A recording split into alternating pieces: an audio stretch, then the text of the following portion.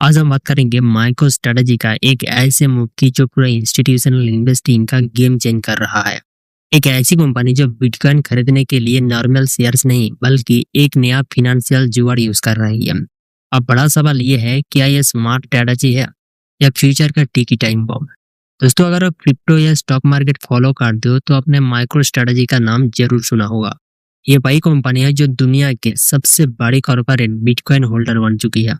लेकिन अब ट्विस्ट ये है, कंपनी सिर्फ बिटकॉइन खरीद नहीं रही है बल्कि उसके लिए एक नया फिनेंशियल सिस्टम बिल्ड कर रही है।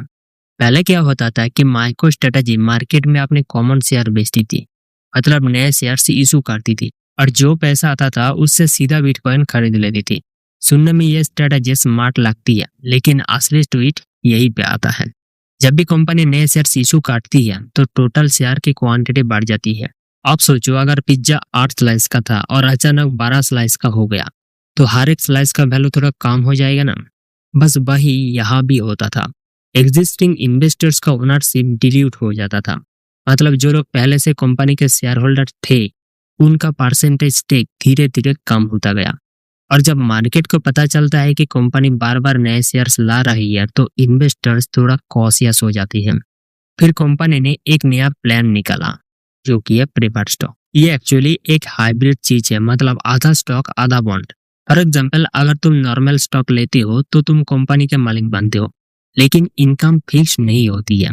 प्रॉफिट हुआ तो पैसा, नहीं हुआ तो कुछ नहीं। साथ ही रिस्क ज्यादा होता है। लेकिन प्रेफर्ड स्टॉक थोड़ा सेफ गेम है। इसमें कंपनी तुम्हें फिक्स डिविडेंड देती है, जैसे कि एफडी या बॉन्ड में जो इंटरेस्ट मिलता है ठीक वैसे ही। और सबसे बड़ी बात, अगर कंपनी को कभी दिक्कत आती है या पैसा डिस्ट्रीब्यूट होता है तो प्रेफर्ड शेयर होल्डर्स को पहले पेमेंट मिलती है, उसके बाद ही कॉमन शेयर होल्डर्स का नाम आता है। मतलब प्रायोरिटी एकदम वीआईपी वाली है। पर एक कैच भी है, इसमें ग्रोथ पोटेंशियल थोड़ा लिमिटेड होता है। मतलब अगर कंपनी रॉकेट बन के ऊपर गई तो कॉमन शेयर होल्डर्स ज्यादा पैसा कमा सकती है, लेकिन प्रेफर्ड वाले उतना नहीं। लेकिन ये बिग डील आखिर क्यों? कंपनी का कहना है कि हम कॉमन शेयर्स कम बेचेंगे और प्रेफर्ड स्टॉक से पैसा उठाएंगे।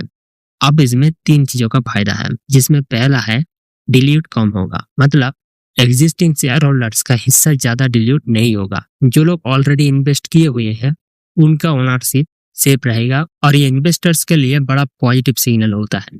दूसरा फायदा ये है कि जैसे कि पेंशन फंड्स, इंश्योरेंस कंपनीज, ये लोग गैम्बल नहीं करते हैं। इनको स्टेडी रिटर्न चाहिए होता है और ये प्रेफर्ड स्टॉक उनको फिक्स्ड इनकम टाइप फील दिलाता है। इसीलिए बड़े प्लेयर्स आराम से एंट्री ले लेते हैं। और थर्ड फायदा जो कि सबसे पावरफुल है वो है बिटकॉइन बाइंग बिना प्रेशर के कंटिन्यू रहेगी। अगर कंपनी बार बार कॉमन शेयर बेचती है तो मार्केट में सेलिंग प्रेशर आता है और अब वो क्वाइटली पैसा रेस करके बिटकॉइन एक्यूमुलेट कर सकती है। एक्सपर्ट का मानना है कि ये स्ट्रेटजी स्पेशली डिजाइन की गई है उन लोगों के लिए जो डायरेक्ट क्रिप्टो रिस्क नहीं लेना चाहते हैं और बिटकॉइन का एक्सपोजर चाहते इनडायरेक्टली।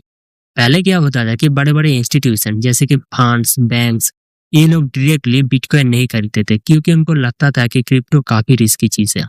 वोलेटिलिटी बहुत हाई है, रेगुलेशन क्लियर नहीं और प्राइस कब ऊपर या नीचे चला जाए कोई गारंटी नहीं। लेकिन अब गेम चेंज हो रहा है। अब यह स्मार्ट प्लेयर एक नया रूट यूज कर रहा है प्रेफर्ड स्टॉक का। इसका मतलब क्या, वो डायरेक्टली बिटकॉइन नहीं खरीद रही है बल्कि ऐसी कंपनीज में इन्वेस्ट कर रही है जो बिटकॉइन होल्ड करती है। बदले में उन्हें मिल रहा है फिक्स रिटर्न जैसे कि इंटरेस्ट या डिविडेंड, साथ में इनडायरेक्ट बिटकॉइन एक्सपोजर। मतलब अगर बिटकॉइन ऊपर गया तो उनको भी फायदा हुआ और अगर मार्केट डाउन हो गया फिर भी उनका बेस रिटर्न सेफ रहता है। यानी सीधा जंगल में शिकार करने के बजाय किसी एक्सपीरियंस शिकारी के साथ पार्टनरशिप कर लेना जैसा होगा। और रिजल्ट, क्रिप्टो मार्केट में पैसा आ रहा है लेकिन रिस्की तरीके से नहीं, स्मार्ट और सेफ रूट से। और जब इंस्टीट्यूशन ऐसे एंट्री लेते हैं तो समझ जाओ मार्केट धीरे धीरे मैच्योर हो रहा है।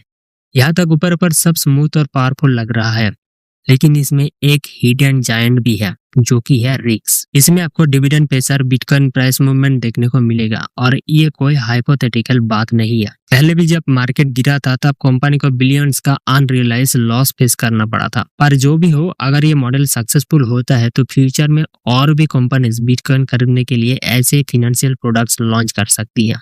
तो भाई अब सवाल तुम्हारे लिए है, क्या माइक्रो स्ट्रेटजी का ये मूव स्मार्ट है या फिर ये ओवर लीवरेज का नेक्स्ट एग्जाम्पल बन सकता है? कमेंट में जरूर बताना। और अगर तुम्हें ऐसे रियल क्रिप्टो और स्टॉक मार्केट ब्रेकडाउन चाहिए तो चैनल को सब्सक्राइब करना बिल्कुल मत भूलना। तो मिलते हैं नेक्स्ट वीडियो में।